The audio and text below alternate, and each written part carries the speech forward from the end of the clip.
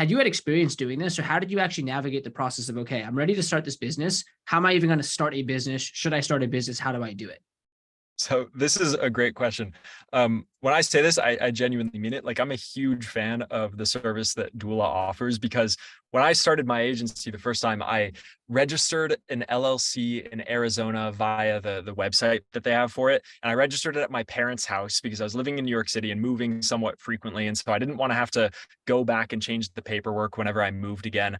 And God, it was complicated, and I really had no idea. It was a lot of YouTube videos, a lot of reading articles online, a lot of just asking people questions that I thought might know a little bit more than I did, and just kind of figuring it out day by day. I would also, whenever I needed like contract templates or something, I would either look up to see if I could find a free contract template online, or I would sign up for a service like PandaDoc and see what templates they had available. I'd pay for like the first month and I'd dip as soon as I got everything that I wanted. And it was really just day by day figuring things out. The irony is that at the time, I thought that I had a pretty good understanding on a lot of this stuff, because coming from Vayner, I was dealing with pretty big client accounts, right? We would work with JP Morgan Chase or with Apple or with Mountain Dew, and I would see some of those contracts and things of the sort.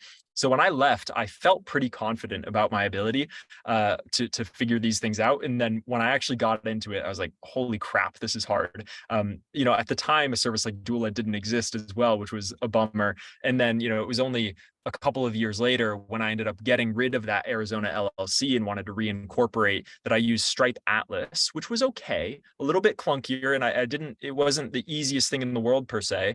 But then once I had found out about Doola, I then re-registered my LLC there. And honestly, night and day difference compared to doing it yourself, in a significantly better process than using a service like Atlas. And also significantly cheaper than something like LegalZoom, which is going to charge you $900 for, a LLC somewhere.